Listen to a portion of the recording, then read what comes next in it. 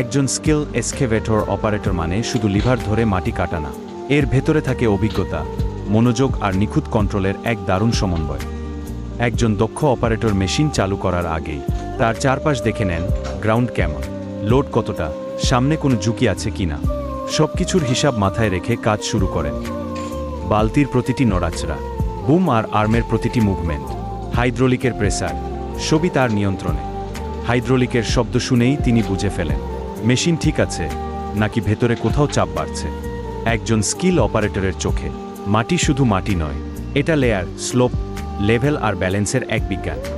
কোথা থেকে কতটা কাটতে হবে, কোথায় মাটি নরম, কোথায় শক্ত, সব কিছুই তিনি হাতের অনুভূতিতে বুঝে নেন। আর সবচেয়ে বড় স্কিল হলো সেফটি, কারণ অপারেটরের এক ভুল মুভমেন্ট বড় দুর্ঘটনা ডেকে আনতে পারে। তাই তিনি ধৈর্য ধরে মেশিন আর পরিবেশ দুটোই বুঝে সেফটি মেনে কাজ চালান। এক কথায়, একজন স্কিলড অপারেটর শুধু কাজ করেন না, তিনি নিজের অভিজ্ঞতা আর দক্ষতা দিয়ে একটা কাজকে নিখুঁত করে তোলেন।